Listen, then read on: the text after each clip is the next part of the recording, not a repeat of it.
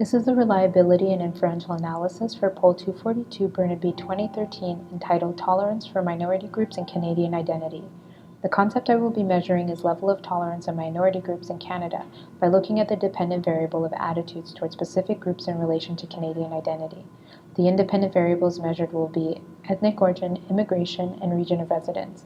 The dataset used was CEF's post-election questionnaire 2011 and the number of respondents was 2,884. I will be conducting my data using the measures of association and statistical significance below. The research question used asks if tolerance towards minority groups weaken Canadian identity.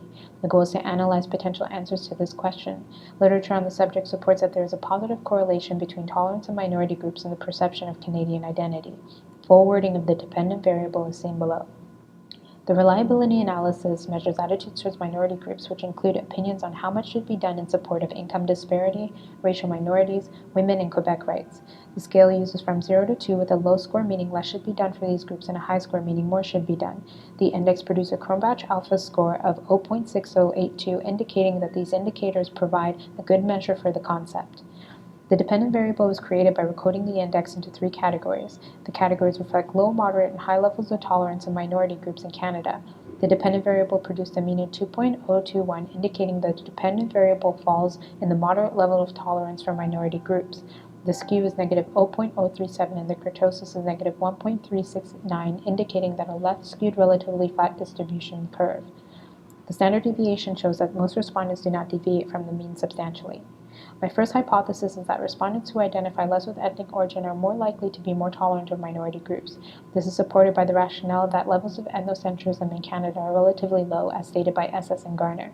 The second hypothesis is that levels of immigration decrease with the level of tolerance of minority groups increases. This is supported by Penner stating that increases of immigration strongly affect changes in social and political policy. Such changes have been seen as unfavorable to Canadians. The third hypothesis is that citizens living in regions outside of the province of Quebec are more likely to be tolerant of minority groups. This is supported by the rationale that those living in French-Canadian culture recognize more with the unique identity that they struggle to preserve, as mentioned by Barry and Kalin. The cross-tabulation of attitudes towards minority groups and ethnic origin shows that respondents who identify as French have a lower level of tolerance for minority groups. The Kramer V value sits at 0.15562, indicating that although there is a relationship, it's relatively weak. Therefore, the ethnic origin of a respondent has a minimal effect on attitudes towards minorities, with the exception of one particular ethnic group. The cross-tabulation with immigration shows negative relationship between variables. A negative tau-B score of negative 0.15826 suggests that levels of immigration decreases as attitudes towards minority increases. This suggests that lower levels of immigration create tolerance towards groups. The cross-tabulation with region shows that there is a level of respondents concentrated in Quebec that have a low level of tolerance for minority groups compared to the remainder of Canada. A Kramer's V score of 0.23215 suggests that the relationship between the variables is moderate.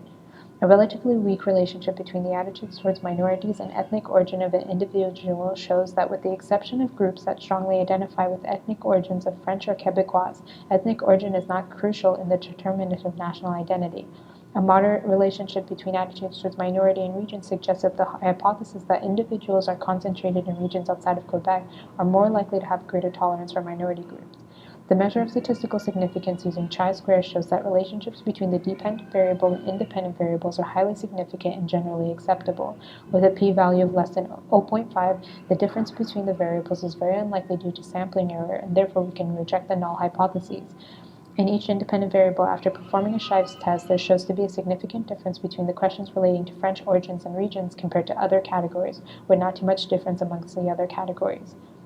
The findings suggest that tolerance is moderately high amongst Canadians, and the acceptance of diversity does not inhibit attachment to being Canadian. Therefore, support for minority groups is only an extension of Canadian identity. However, there shows to be a lower level of acceptance of minorities in those with French affiliations, and there is a negative relationship between immigration and tolerance, suggesting signs of prejudice. Therefore, further studies into the factors that contribute to lower levels of tolerance of minorities in Quebec compared to other regions in Canada should be conducted. Research should be conducted on what types of policies and programs can protect protect specific groups from potential assimilation. Personally, I believe that the independent variable measuring region offers a better explanation for explaining variation in tolerance of minority groups in Canada. Even though the relationship was moderate, there was an obvious difference between respondents from Quebec and other categories. Most of the results were concentrated in regions of Quebec and among people of French language or background. I believe that this best supports the hypothesis stated in the literature and rationale that the intolerance may be a response to preservation of cultural identity.